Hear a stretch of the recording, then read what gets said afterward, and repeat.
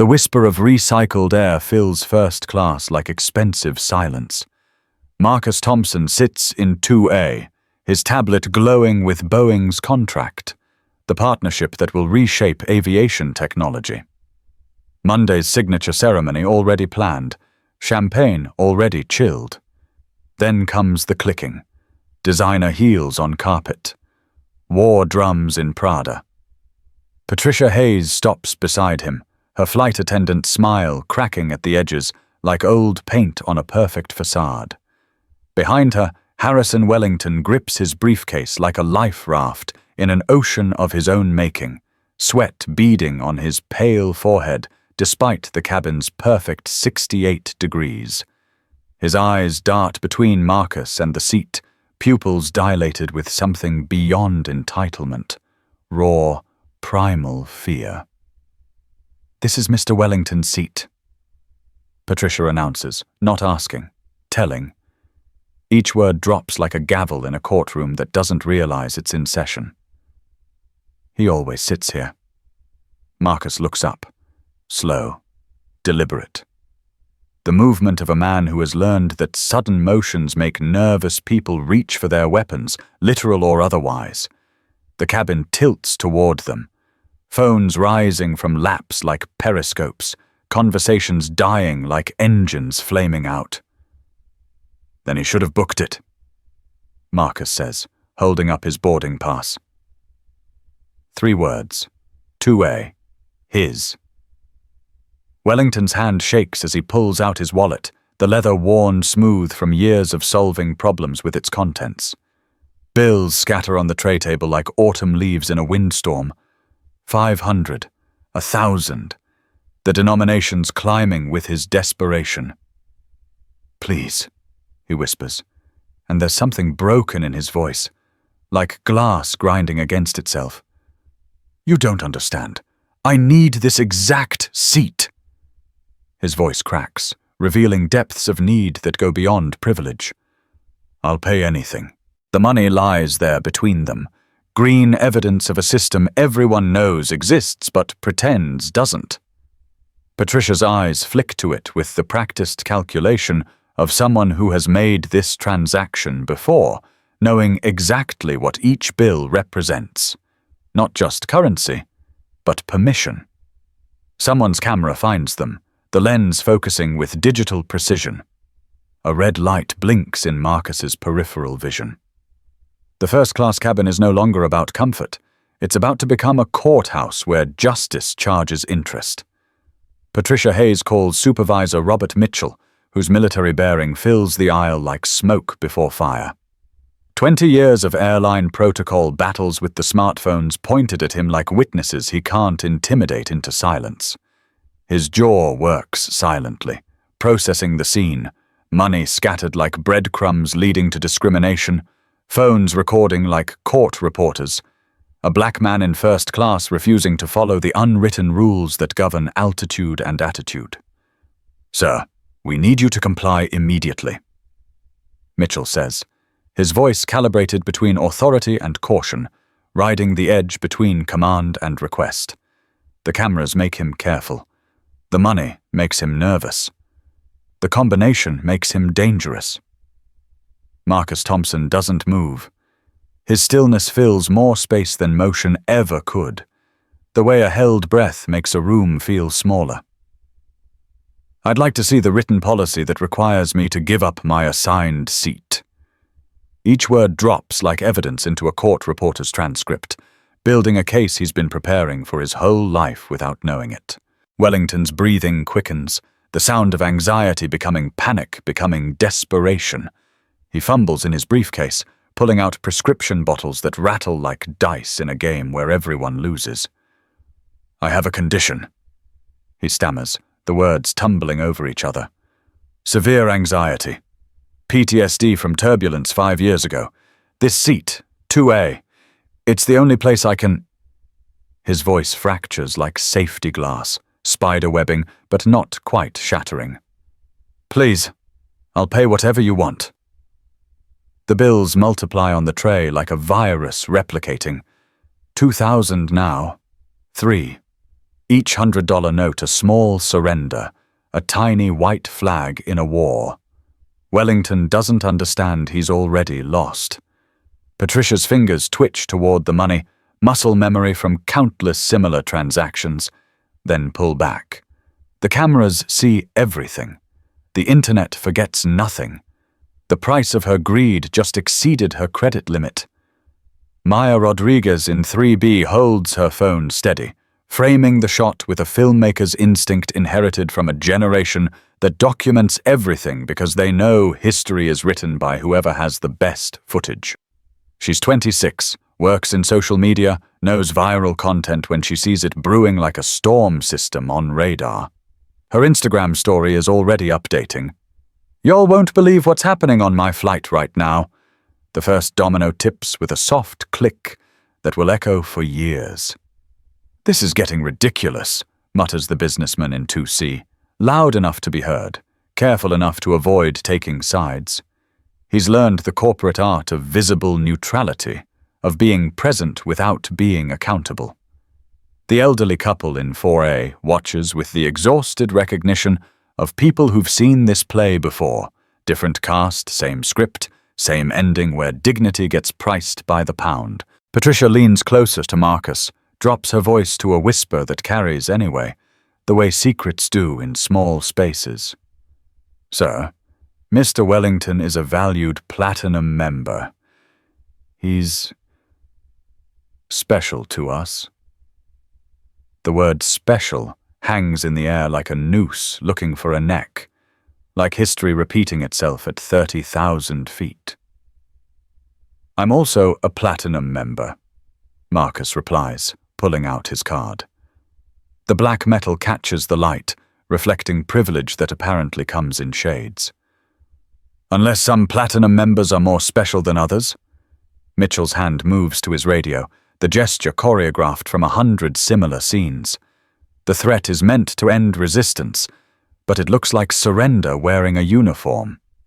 "Sir, if you don't comply, I'll have to call security." "Then call them," Marcus says. His calm is terrifying in its completeness, like the eye of a hurricane that knows exactly how much damage it's about to cause. "But first, explain to everyone recording why a paying passenger with a valid ticket is being removed to accommodate someone who didn't book this seat." Wellington makes his fatal error. He reaches out with the desperation of a drowning man who doesn't realize he's pulling others under. He grabs Patricia's hand, presses bills into her palm with fingers that shake like winter branches. The movement is quick, furtive, but Maya Rodriguez's camera is quicker. She zooms in, catches the exact moment Patricia's fingers close around the money, the instant her professional mask slips to reveal the greed beneath, raw and undeniable as gravity. "Did she just—" Someone gasps, the sound sharp in the pressurized cabin. "She took a bribe. On camera. In front of everyone." The cabin atmosphere shifts from tension to disbelief, the collective intake of breath like cabin pressure dropping. This isn't subtle discrimination anymore, the kind everyone knows exists but pretends doesn't. This is corruption performed like theater, prejudice with a price tag attached, bigotry with a receipt. Captain Donald Hayes emerges from the cockpit like a king surveying a peasant revolt, his uniform carrying 4 stripes and 40 years of never being questioned by anyone who looked like Marcus Thompson. He takes in the scene, the money scattered like evidence, the cameras pointed like weapons, the black man who won't move, and his face hardens into the expression of a man about to make things infinitely worse. "What's the situation?" he asks, though his tone suggests he's already decided, the verdict reached before the trial begins. Mitchell straightens, finds courage in hierarchy, strength in the chain of command that's about to hang them all. "This passenger is refusing crew member instructions, Captain." Hayes doesn't ask for details, doesn't check boarding passes, doesn't follow any procedure that might complicate his predetermined conclusion. His years of experience have taught him that some problems solve themselves if you apply enough authority. "Sir?" He addresses Marcus with the kind of politeness that cuts deeper than hostility. As captain of this aircraft, I'm ordering you to move. Immediately. On what grounds? Marcus asks, his voice level as a carpenter's tool. I have discretion over passenger seating for safety and security reasons. What safety concern do I pose? The question hangs unanswered because everyone knows the answer has nothing to do with safety and everything to do with the color of Marcus's skin and the whiteness of Wellington's money.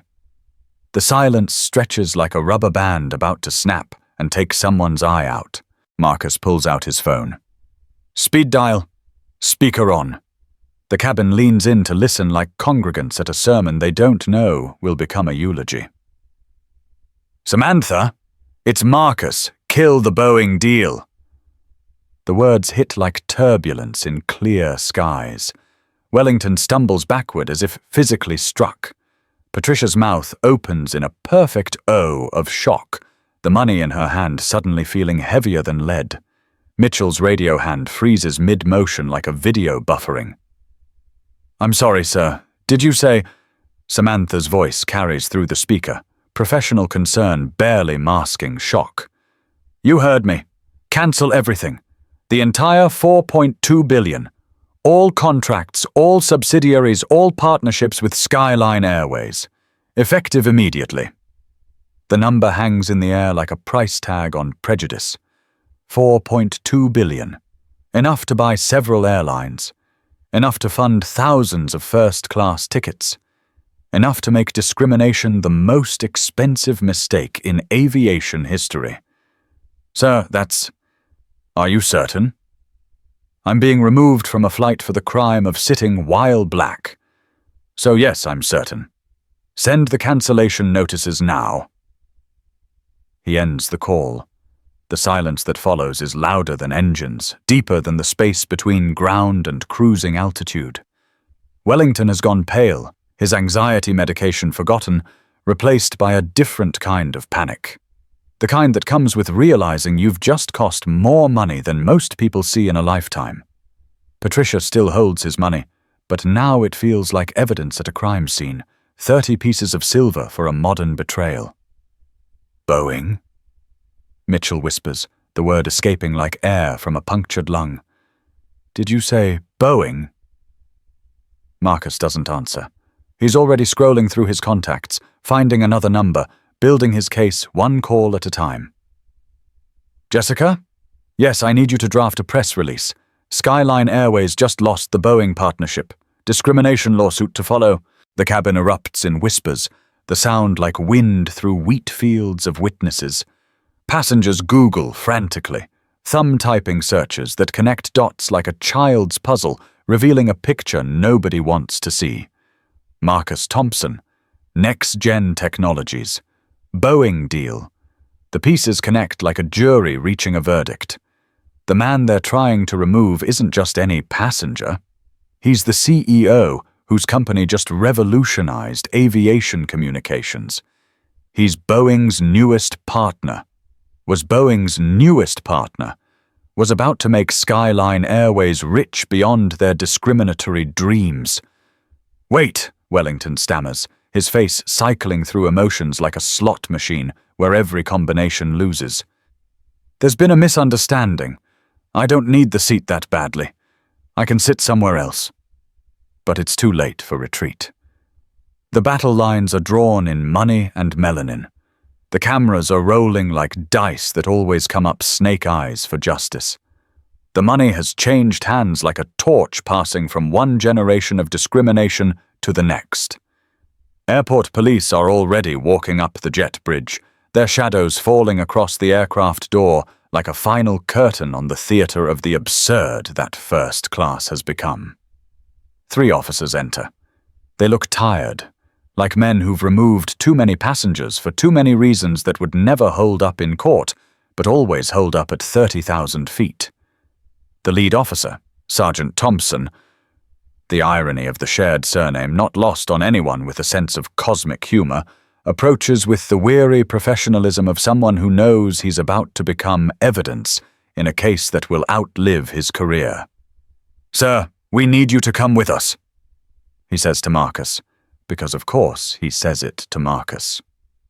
In a dispute between a sweating white man waving money like surrender flags and a calm black man in a $1,000 suit, they know which one looks like trouble.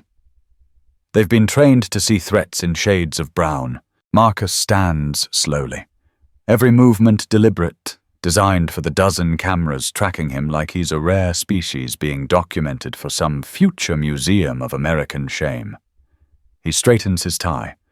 Silk, imported, worth more than Patricia Hayes makes in a week. Buttons his jacket. Armani, tailored, cut to fit shoulders that carry more than fabric. Transforms his removal into a runway walk of dignity, a masterclass in maintaining grace under pressure that would crush lesser men. Officers, I want your badge numbers for my legal team. He reads them aloud for the cameras, for the court records, for posterity. That's 4427, 3891, and 5502. I am complying under protest. This is wrongful removal based on racial discrimination. This airline accepted a bribe to remove a paying passenger. Patricia drops the money like it's burning her fingers, but the damage is done. Every camera caught it. Every passenger saw it. The bills flutter to the floor of the first-class cabin, where they lie like autumn leaves that will never see spring. Wellington's thousands scatter across the aisle like guilt made visible, each bill a piece of evidence in the lawsuit that's already being drafted in Marcus's mind. Please don't make this difficult, Sergeant Thompson says, but his eyes flicker with something. Shame? Maybe? Or recognition that he's on the wrong side of history being recorded in real time, uploaded in high definition, shared across platforms he doesn't understand by a generation that refuses to let injustice pass unwitnessed. I'm not making anything difficult, Marcus replies, gathering his tablet with its unsigned contract, his phone with its growing list of missed calls from Boeing executives, his dignity that no amount of money can purchase. I'm making it expensive. As he walks toward the exit, he passes Wellington, who has collapsed into the nearest seat. Not 2A, suddenly not brave enough for the seat that cost billions. Marcus pauses, looks down at the man whose anxiety just triggered an avalanche that will bury Skyline Airways in lawsuits and lost revenue. I hope it's comfortable, Marcus says quietly, his voice carrying the weight of every black passenger who ever gave up their seat to keep the peace. That seat just cost your airline everything.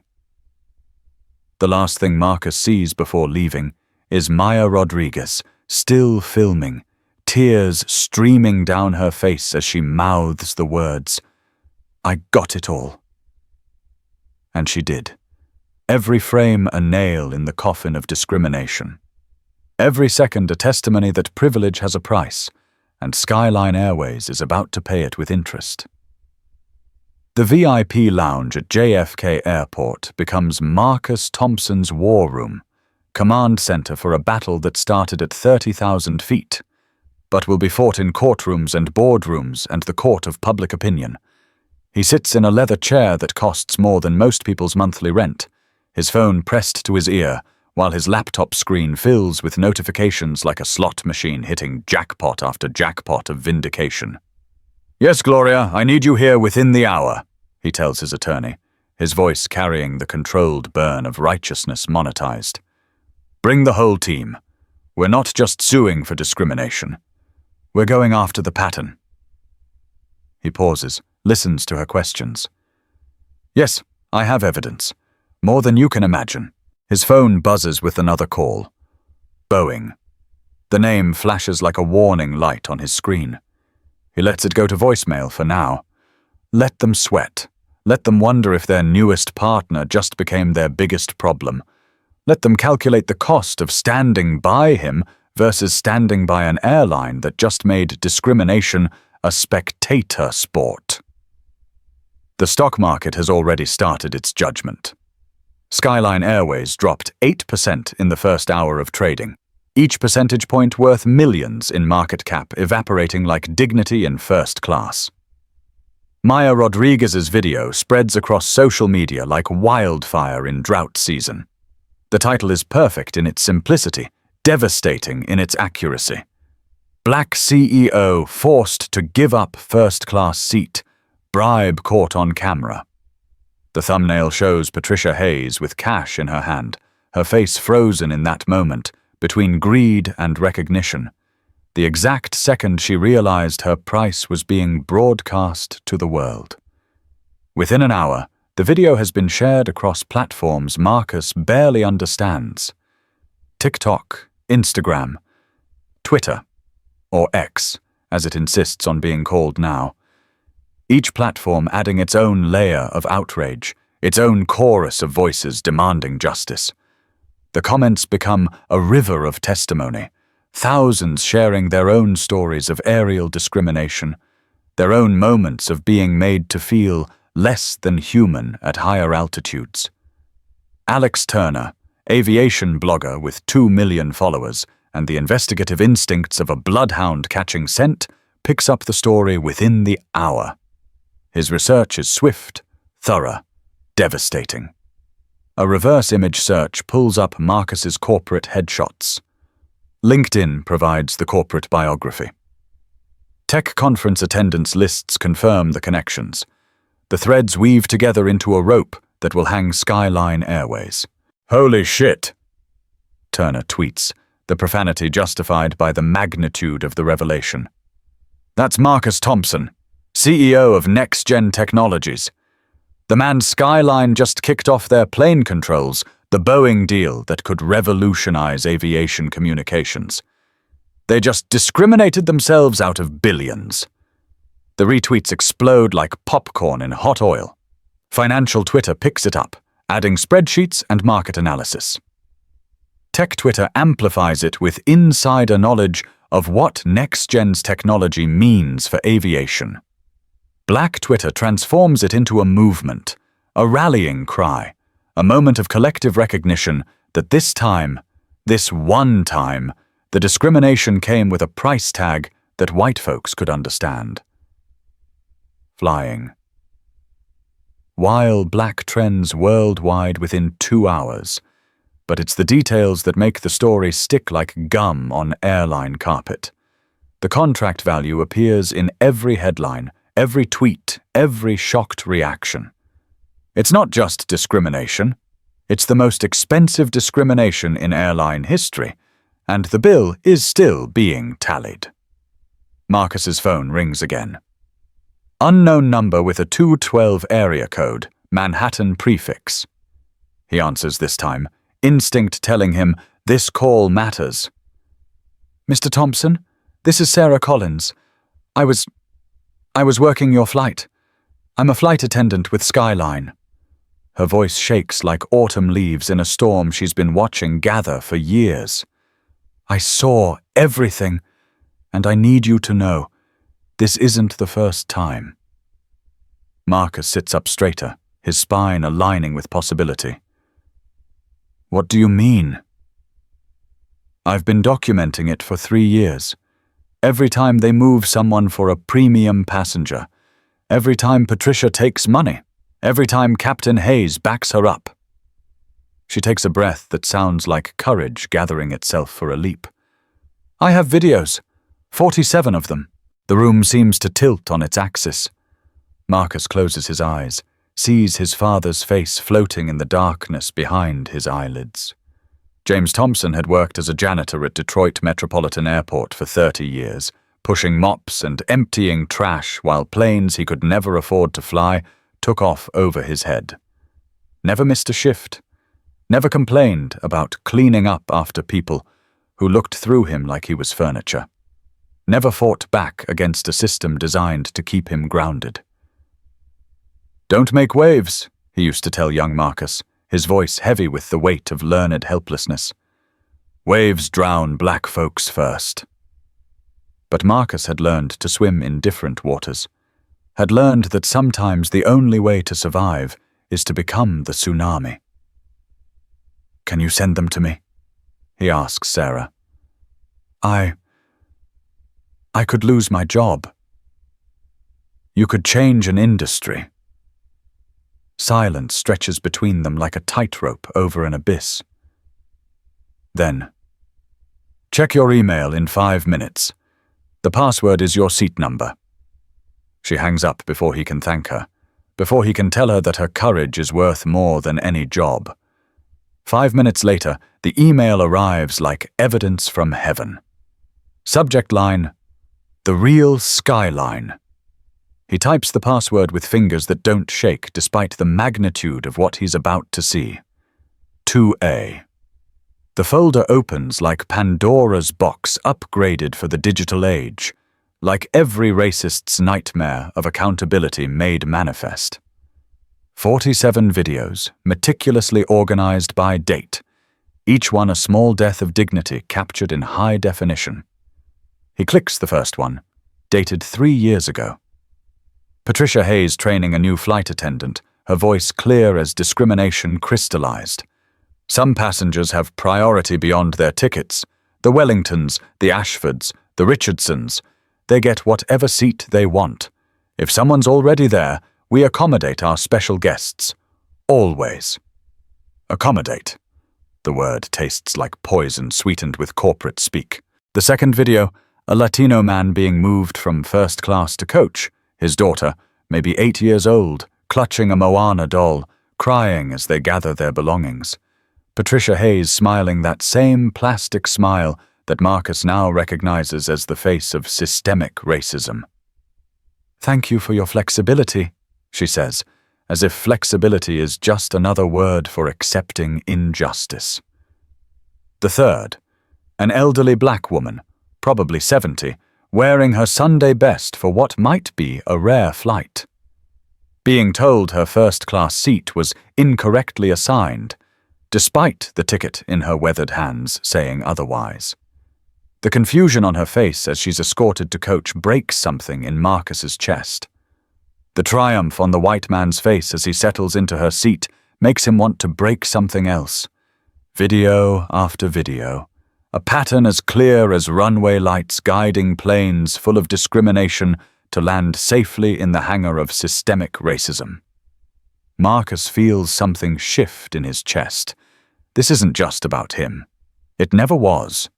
He's just the one with enough power to make them pay attention, enough money to make them pay, period. His laptop pings with the distinctive chime of executive urgency.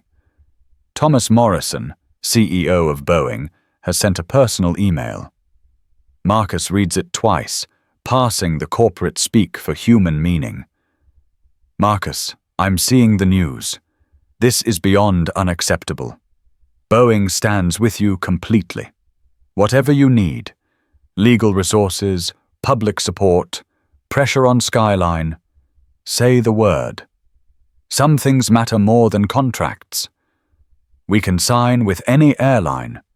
We choose to sign with partners who share our values. Call me. Tom."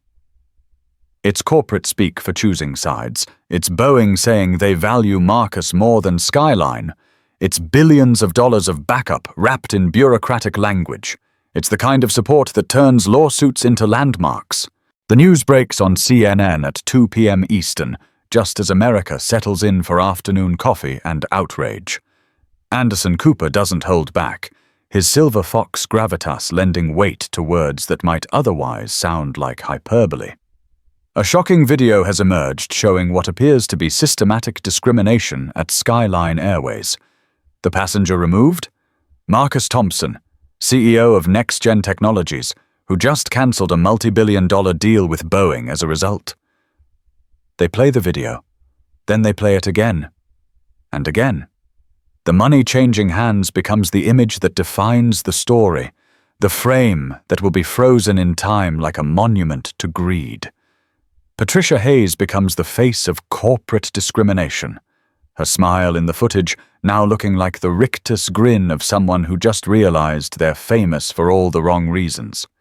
Wellington becomes the symbol of privilege, literally buying priority. His shaking hands and sweating face, the perfect portrait of entitlement under pressure. The Chiron scrolls. Breaking. Airline stock plummets after discrimination. Video goes viral. The numbers tick by like a countdown to corporate catastrophe. Down 12%? 15? 20. Each percentage point represents millions in market value, transforming into expensive lessons about the cost of bigotry. Marcus's phone rings. His mother. The contact photo shows her at his father's funeral, standing proud despite her grief, wearing the same church hat she'd worn to his graduation, his first board meeting, every moment where her baby boy achieved something his daddy never lived to see. "Baby," she says, and in that one word is decades of worry and pride mixed together like sugar and salt in the recipe of black parenthood. "I saw the video. Are you okay?" "I'm fine, Mama." "No, you're not. You haven't been fine since Mrs. Patterson in 6th grade. She knows him too well, knows that childhood wounds leave scars that success can cover but never heal. But you're doing what your daddy couldn't, fighting back with something stronger than fists." "What's that?" "Consequences, baby. Expensive ones." After they hang up, Marcus opens Twitter, watches his mentions fill like a digital deluge. His notifications are a flood of stories, tributaries of pain flowing into an ocean of shared experience. Other passengers sharing their stories of aerial apartheid. Other airlines being called out for similar systems. The dam hasn't just broken, it's been obliterated by the force of collective testimony. Flying a while black has evolved into something bigger, spreading like a virus that infects with truth instead of sickness. It's becoming a reckoning. Jessica Williams, his COO for 7 years, and the only person who can read his moods from his typing speed, arrives with Gloria Anderson and a team of lawyers that bill more per hour than most people make per month. They transform the VIP lounge into a legal command center that would make the Justice Department jealous. Documents spread across tables like battle plans. Laptops open to legal databases and precedents. The 47 videos from Sarah Collins playing on repeat, each viewing revealing new details, new evidence, new reasons to make Skyline Airways pay. "This is a pattern of racketeering," Gloria says, her eyes gleaming with the joy of a prosecutor who just found the smoking gun, the bloody knife, and the signed confession all in the same evidence bag. "They took money. Regularly. Systematically. This goes beyond discrimination. This is organized crime in the friendly skies. Can we prove it? With these videos? With that flight attendant's testimony? With Wellington's involvement?" Gloria smiles like a shark that just spotted a seal bleeding in open water. "We won't just prove it. We'll make it so expensive they'll be teaching this case in law schools for the next century. Marcus Thompson v. Skyline Airways will be the Plessy v. Ferguson of aviation law, except this time, separate and unequal losers." Skyline's PR team releases a statement at 3 p.m. that makes everything worse, pouring gasoline on a fire that's already consuming their reputation. Skyline Airways is investigating an incident aboard flight SL-127. "We take all allegations of discrimination seriously and are committed to diversity and inclusion." The internet tears it apart within minutes, like piranhas discovering fresh meat. "Investigating? We all saw the video," one user posts, getting 50,000 retweets. "Committed to diversity? Your staff took bribes to remove a black CEO." Another adds, the ratio on their tweet becoming legendary. 100,000 responses to 200 likes. A digital pile-on that will be studied in social media crisis management classes. "Allegations?" someone else tweets. "It's on video. Patricia Hayes took cash, on camera. That's not an allegation. That's evidence." By sunset, Skyline Airways has lost $400 million in market value. Their stock price looks like a ski slope, all downhill, no lift back up. Board members are calling emergency meetings. Executives are updating resumes. And somewhere in Queens, Patricia Hayes is watching her life unravel one news alert at a time, her phone buzzing with calls from reporters who want to know how much dignity costs these days. 3 days pass like dominoes falling in slow motion, each one knocking down another pillar of Skyline's carefully constructed discrimination system. Each hour brings new revelations, new consequences, new cracks in the foundation of an airline built on the assumption that some passengers matter more than others. Marcus Thompson sits in the conference room at Morrison & Associates, watching news feeds on multiple screens like a general observing enemy positions, while his legal team builds a case that will reshape aviation law. The Department of Transportation moves with unusual speed, the viral video apparently lubricating the usually rusty gears of government. By day 2, they've opened a formal investigation. The Equal Employment Opportunity Commission joins on day 3, their involvement elevating this from a customer service issue to a civil rights case. The evidence is too damning, too public, too expensive to ignore. Sarah Collins has agreed to testify, her courage bolstered by whistleblower protections and the promise that Marcus's legal team will defend her career with the same fervor they're attacking Skyline's practices. Patricia Hayes is arrested at 6 a.m. on a Thursday that starts bad and gets worse. The image, her being led from her Queens apartment in handcuffs, trying to shield her face with the same hands that took bribes, becomes the photo that defines corporate discrimination's personal cost. She's charged with commercial bribery, a felony in New York that carries real prison time. The news crews catch her stumbling on her front steps, her airline-issued heels failing her when she needs them most. Robert Mitchell turns himself in that afternoon, his military bearing crumbling as he's processed, fingerprinted, photographed. 20 years of service reduced to a mugshot that will follow him forever. Captain Donald Hayes has his pilot's license suspended pending federal investigation, 40 years of flying ending not with a smooth landing, but a crash that everyone saw coming except him. But it's Harrison Wellington who provides the most unexpected twist in a story already full of surprises. "Mr. Thompson?" His lawyer calls on day 4, the timing suggesting negotiations that started the moment the video went viral. "My client would like to make a statement. He's prepared to testify about the systematic nature of these transactions." Wellington's deposition reads like a confession at the Church of Privilege, each word a small penance for years of purchasing priority. 5 years of payments detailed with the obsessive precision of someone who keeps receipts for his receipts.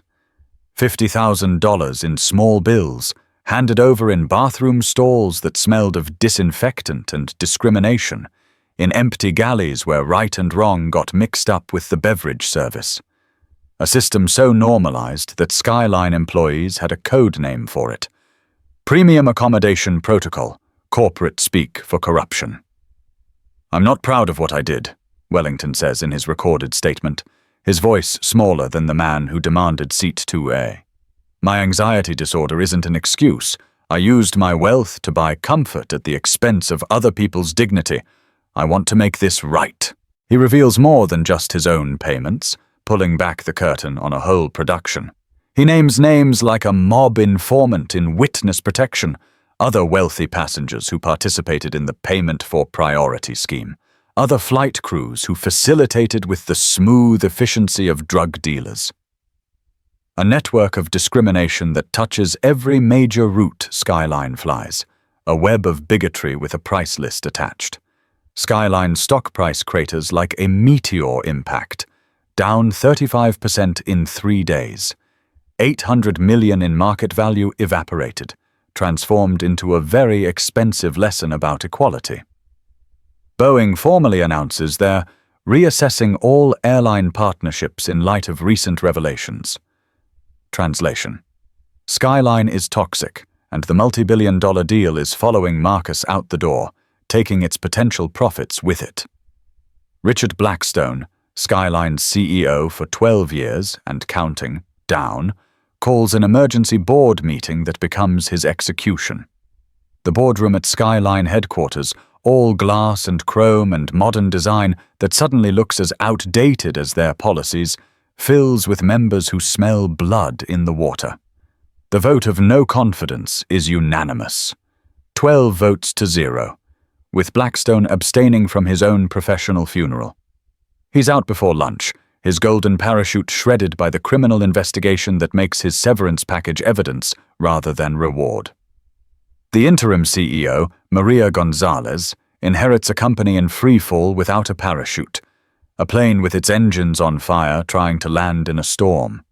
She's 52, the daughter of Mexican immigrants who cleaned planes and loaded baggage, who knew what the inside of an aircraft looked like, but never its passenger cabin. Her first act is to fire everyone the investigation has touched. Her second is to figure out how to save a company that might not deserve saving. Marcus watches all of this from his war room, feeling something between satisfaction and exhaustion, like a marathon runner who can see the finish line but whose legs are screaming. His phone rings constantly, reporters wanting quotes, supporters sharing their own stories, other CEOs offering solidarity that comes with the unspoken understanding that this could have been them. But it's a call from an unknown number that changes the game's rules. Mr. Thompson, this is Maria Gonzalez. I know I'm probably the last person you want to hear from, but I need 5 minutes of your time. You have 2. I'm not them. My mother cleaned planes for Skyline for 30 years. Never got to sit in one until I made enough money to buy her a ticket. My father loaded baggage until his back gave out. Spent his last years bent like a question mark from lifting other people's luxury. Her voice cracks slightly, professionally controlled emotion leaking through. I've seen this system from both sides. I've been its victim and, to my shame, its enforcer. I want to fix this. Not with PR statements or empty promises, real change. But I need your help. My help? Marcus laughs, but there's no humor in it. Your company tried to destroy me. No. My company's past leadership tried to destroy you. I'm offering you the chance to help destroy them. She pauses, and he can hear her taking a breath that sounds like courage. Meet with me. Please. Let me show you what I'm proposing. Against Gloria's advice and his own better judgment, Marcus agrees. They meet at a neutral location, a conference room at the Grand Hyatt, corporate neutral territory. Gonzalez arrives alone. No lawyers, no handlers, just her and a folder that looks heavy with more than paper. She looks like she hasn't slept since taking the job, like she's aged 5 years in 5 days, like she's carrying the weight of every discriminated passenger on her shoulders. I've fired everyone involved. She starts, her voice steady despite the exhaustion written on her face. Not just the 3 from your flight. 27 employees across 6 airports, every person Sarah Collins identified in her videos, every manager who knew and did nothing. I've initiated a complete review of our customer service protocols, but I know that's not enough. It's barely a start. She slides a folder across the table. Marcus opens it, his eyes widening at the contents. It's not a settlement offer. Those are for people who think problems can be solved with single payments. It's a transformation plan that reads like a complete rebuilding of Skyline from the ground up. Complete restructuring of diversity policies with enforcement mechanisms that have teeth. Body cameras for all customer-facing staff, because apparently airline employees need the same accountability as police. A compliance board with real power, not the usual toothless committee that meets quarterly to rubber-stamp discrimination. And at the bottom, a number that makes even Marcus pause. 500 million, Gonzalez says. Not to you personally. To establish an independent foundation that monitors discrimination across the entire airline industry. You'd have a permanent board seat, veto power over our customer service policies. 20% of our annual profits would fund it in perpetuity. You're offering me part ownership of your airline. I'm offering you the power to make sure this never happens again. To anyone. on any airline, ever. She meets his eyes directly. I can't undo what happened to you. I can't bring back the dignity they tried to steal, but I can make sure the next Marcus Thompson keeps his seat, that the next Sarah Collins doesn't have to risk her job to do what's right, that the next Harrison Wellington gets help for his anxiety without hurting others. The negotiation takes 12 hours, stretching through the night like a labor that's birthing something new. Marcus's team pushes for more oversight, more transparency, more consequences. Gonzalez fights for her company's survival while acknowledging its sins. They break twice for food that no one really eats. Once for Sarah Collins to present her evidence directly to Gonzalez, who watches the 47 videos with tears streaming down her face, seeing her industry's shame in high definition. I didn't know, she whispers after the last one. Yes, you did, Marcus replies. Not cruel, but honest. You just didn't want to see it. None of us do, until it's our dignity on the auction block. By dawn, they have a deal that feels less like victory and more like justice. Not just compensation, transformation. Skyline will become the first airline with mandatory anti-discrimination training designed by civil rights experts, not HR departments trying to avoid lawsuits. The first with a real-time reporting system for bias incidents, where passengers can document discrimination as it happens. The first to tie executive bonuses to diversity metrics that actually matter, not the meaningless statistics that let companies claim progress while changing nothing. The announcement comes at a joint press conference that feels like a surrender ceremony where both sides somehow win. The conference room at the Grand Hyatt fills with reporters who've been following the story like bloodhounds. Cameras click like automatic weapons firing truth. Maria Gonzalez speaks first, her prepared statement abandoned for something rawer, more real. Skyline Airways failed. We failed Marcus Thompson.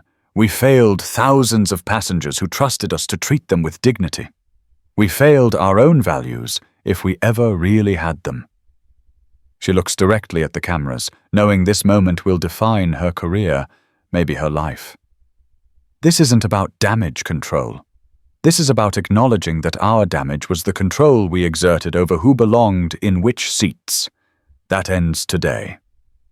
Marcus speaks next. No notes, no script. Just truth delivered with the precision of someone who's been rehearsing this moment his whole life without knowing it. 4 days ago, I was removed from a seat I paid for because someone believed their comfort mattered more than my dignity. That seat, that moment of discrimination, will cost Skyline Airways more than money. It's already cost them their reputation, their leadership, their assumptions about who belongs where. He pauses, lets the weight of the moment settle. But what we're announcing today is worth more than any lawsuit. It's proof that discrimination is expensive, that dignity has value, and that change is possible when we make the cost of prejudice higher than the cost of justice. The Equal Skies Foundation launches with Sarah Collins as its first director of monitoring, her courage in documenting discrimination now channeled into preventing it. Her 47 videos become training materials for what not to do, each one a lesson in how bias becomes policy, how prejudice becomes procedure. Patricia Hayes pleads guilty, accepting 18 months in prison rather than risk trial where those videos would play on repeat. At her sentencing, she breaks down, tears that come too late to matter.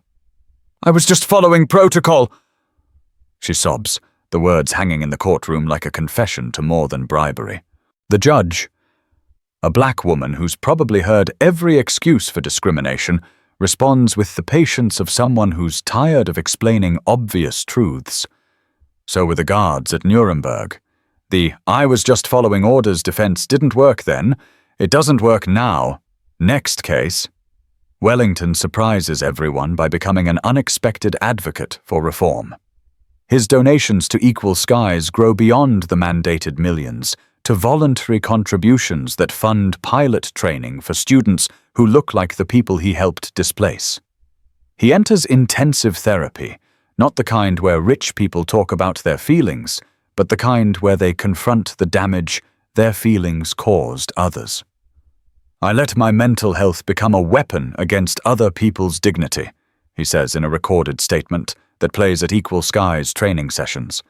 "That's not anxiety. That's abuse. And I'm sorry."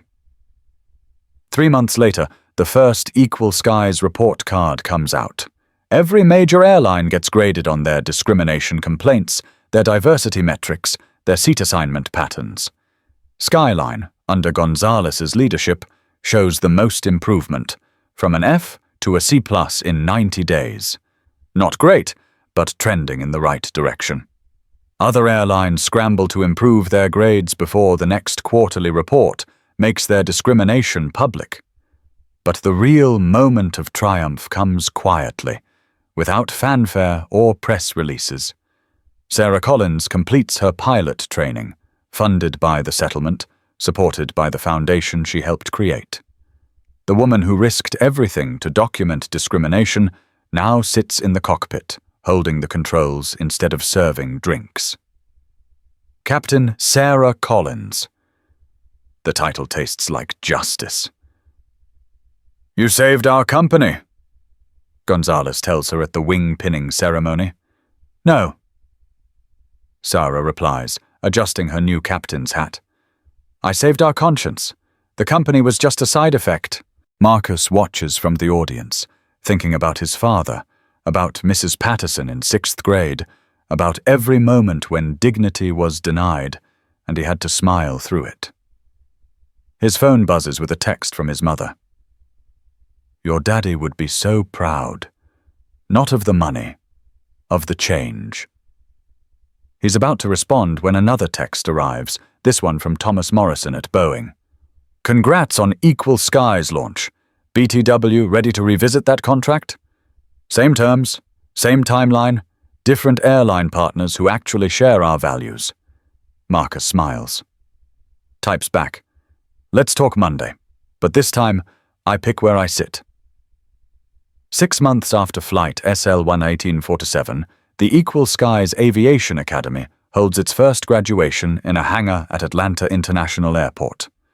25 young pilots receive their wings in a ceremony where Justice wears shoulder stripes and carries flight plans. The rain falls soft on the metal roof, drumming out a rhythm that sounds like applause from the sky itself. Marcus Thompson watches from the podium, his mother in the front row wearing her best church hat, the same one she wore to his father's funeral, to his graduation, to every moment where her baby boy did something his daddy never lived to see. Behind her sit 500 family members who never imagined their children could fly planes instead of just cleaning them. The diversity in the room isn't a photo opportunity or a PR statement. It's earned, fought for, paid in full at the highest interest rate. Maria Gonzalez takes the microphone first, her voice stronger than it was 6 months ago when she inherited a burning company. Half a year ago, Skyline Airways nearly died from a disease we'd been nurturing for decades. Discrimination, privilege, the quiet cruelty of "that's how it's always been." She pauses, finds Marcus in the crowd. "One man's refusal to give up his seat saved us from ourselves. These graduates prove that from shame can grow something beautiful, that from discrimination can come determination." The rain intensifies, but nobody moves. This moment cost too much to abandon for something as trivial as weather. Marcus thinks about his father, James Thompson, who died believing the system couldn't change, who cleaned airports for 30 years without ever believing he belonged inside the planes. Wishes he could see this, not the revenge, but the resurrection. Not the destruction of Skyline, but its rebuilding into something better. Marcus steps forward, no prepared speech, just truth that's been fermenting for months. "My father worked 3 jobs and never complained. He taught me that dignity was something you carried inside where nobody could touch it." He pauses, remembering Sunday dinners where his father's exhaustion sat at the table like an uninvited guest. He was wrong about that last part. They can take your dignity. They do take it. Every day, in 1,000 small ways. But what I learned on flight SL 1947 is that when they take it, you don't just take it back. You build something so powerful they can never take it again. The graduates step forward one by one. Each name called is a seat that can never be stolen. Each wing pinned is altitude achieved against gravity, both physical and social. Sarah Collins receives hers last, pinned by Gonzalez herself in a moment heavy with symbolism. "Captain Collins," Gonzalez says, her voice carrying across the hangar. "From flight attendant to whistleblower to pilot, you didn't just change careers, you changed an industry." That evening, Marcus boards a Skyline flight to New York. The gate agent scans his ticket without recognition, without special treatment, without any acknowledgement beyond professional courtesy. "Seat 5C, Mr. Thompson. Boarding Group 2. No drama, no discrimination, no special privileges. Just a man with a ticket boarding a plane." The revolution isn't that Marcus Thompson gets treated specially, it's that he doesn't need to be. He finds his middle seat in Economy Plus, randomly assigned like everyone else's by an algorithm that doesn't see color, only reservation numbers. The passenger in 5B, an elderly white man reading a Tom Clancy novel, nods politely. The passenger in 5A, a teenage Latina with MIT on her sweatshirt, is already deep in a calculus textbook. Nobody knows who Marcus is. Nobody cares. Perfect.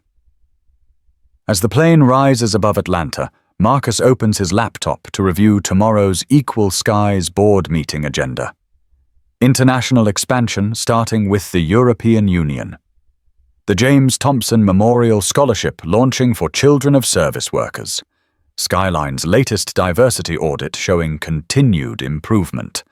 Boeing's new contract with 3 airlines that passed Equal Skies certification. The work continues. "Ladies and gentlemen, this is Captain Sarah Collins." Marcus's eyes snap open, a smile spreading across his face at the familiar voice. "We're expecting smooth skies all the way to New York. Sit back, relax, and enjoy your flight with Skyline Airways, where every passenger matters." Sarah Collins. From the woman who risked everything to document discrimination to the woman flying the plane. Another seat that can never be stolen. Another dream that refused to accept the altitude restrictions society tried to impose. Another reminder that justice, when it finally arrives, sometimes comes with wings. On the 1-year anniversary of the incident, Patricia Hayes bags groceries at a Stop and Shop in Queens. 18 months served, lifetime flying ban enforced. She sees the Equal Skies commercial on the break room TV and changes the channel without comment. Some ghosts don't need revisiting. Some lessons come too late to matter. Some prices are paid in more than money. Harrison Wellington runs a support group for executives with anxiety, teaching breathing techniques instead of bribery, coping mechanisms that don't require corrupting others. His donations to Equal Skies have exceeded $50 million, funding pilot training for 100 students annually. Comfort built on someone else's discomfort isn't comfort, he tells his group. It's complicity, and complicity costs more than therapy. The industry statistics tell the larger story. Discrimination complaints down 67% across all certified airlines. Blind seat assignments now standard on 14 major carriers. Executive bonuses tied to diversity metrics at 11 airlines and counting. What started as one man's humiliation has become an industry's transformation. Marcus posts a simple message on the anniversary. 1 year ago, they took my seat. In return, I took their future. But this was never about revenge. It's about ensuring the sky belongs to everyone who buys a ticket. Period. The message goes viral again, but differently this time. not with outrage but with progress reports. People sharing their recent flights where nothing happened, the most beautiful stories of all. Where black passengers sat in first class without question. Where flight attendants served everyone with equal smiles. Where dignity flew standard on every route. In the end, Marcus Thompson flies middle seat, economy class, and finds it perfectly comfortable. Because the point was never luxury. It was never about champagne or legroom or priority boarding. It was about the radical idea that a ticket should be enough. That dignity should come standard with every fare class. That the color of your money should matter more than the color of your skin. The multi-billion-dollar Boeing contract started this story. But what ends it is priceless. The simple truth that everyone deserves their seat. Everyone deserves the sky. Everyone deserves to fly without fear of being grounded by someone else's privilege. Marcus closes his laptop as the plane descends toward New York. The lights of the city spread below like promises kept. Somewhere tonight, a young black child is taking their first flight, sitting wherever their ticket says, never knowing they're flying through skies that were fought for, paid for, changed forever by a man who refused to give up his seat. The price was more than money. The cost was everything. The value was infinite. And every time a plane takes off with passengers seated by reservation number instead of race, the investment pays another dividend. $4.2 billion. That's what discrimination cost Skyline Airways. But dignity? Dignity remains priceless. And now, finally, it flies free.